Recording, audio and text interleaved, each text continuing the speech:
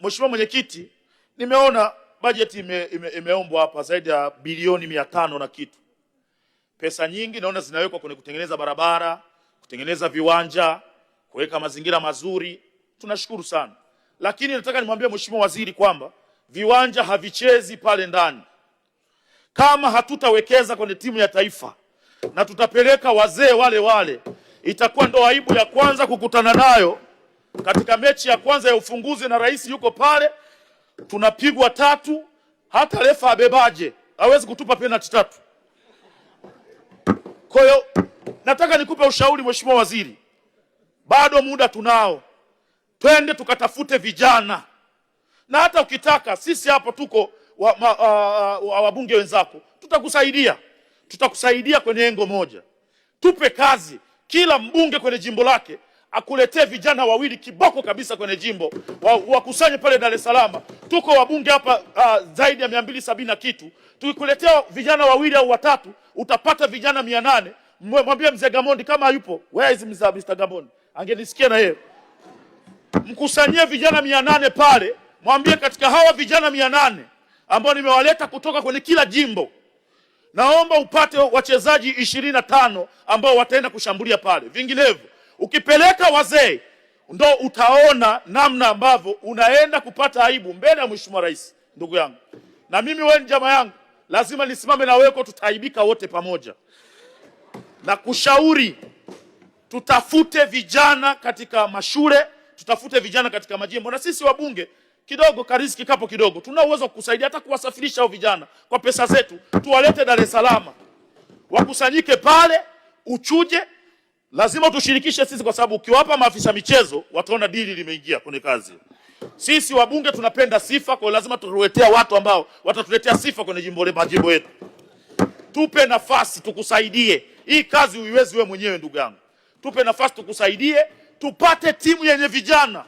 Ukipeleka wazee, akili inataka kupiga, mwili unakataa kabisa. Viungo vimeshaenda. Viungo viko old. Na unajua mataifa mengine wanakuja hapa wana hasira, hawatatuhurumia tu kwa sababu sisi ndio tumeandaa haya mashindano. Tutapigwa kama ng'ombe, na mimi hiyo sitokubali, na itazidi kutupa ugumu sisi ambao tunahamasisha wananchi waende wakaishabikie timu ya taifa. Usifikiri timu ya taifa watu hawaipendi, ila wanaogopa vipigo. Wakienda pale wanaona kabisa ninaenda kushabikia, lakini kipigo nitakachokutana nacho kitanirudisha na uchungu. Kwa mchango wako, muda wako umeisha.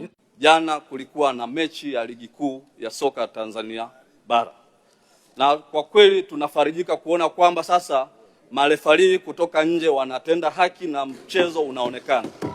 Yale mambo ya mbeleko hayapo. Jana limefungwa goli bora kabisa ambalo kama sio Azam TV kuwepo hewani, sijui kama miaka ijayo tungewezaje kushuhudia goli la kisasa namna ile. Kwa hiyo niombe taarifa market. Mheshimiwa Shangazi, kuna taarifa kutoka kwa Mheshimiwa Joseph Msukuma.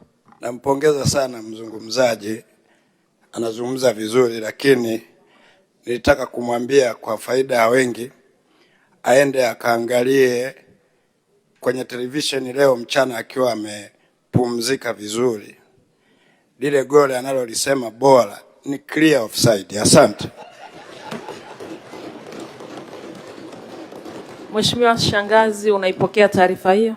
Mheshimiwa Mwenyekiti, taarifa hiyo naipokea, na ndio maana ninawapongeza Azam TV kwa sababu lile goli lingefungwa bila kuwepo kwa TV, hata Msukuma sijui siku za mbeleni angekuja nini kuwahadisia wananchi wake. Lakini Mheshimiwa Mwenyekiti, niombe sana, tumekuwa na utamaduni wa kutoa uraia kwa watu ambao hawana sifa, lakini huyu aliyefunga goli jana kwanza anajua kuongea Kiswahili vizuri. Ameshaisaidia Simba kwenda robo finali mara 2 kupitia miguu yake.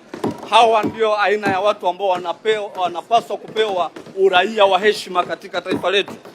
Sio tunawapa uraia watu ambao kiingia dakika 5 wamecheza faulu anatolewa nje. Taarifa mwenyekiti. Asante mwenyekiti, naunga mkono hoja. Taarifa mwenyekiti. Mheshimiwa, taarifa. Mheshimiwa Shangazi, muda wako umeisha. Nakushukuru kwa mchango wako.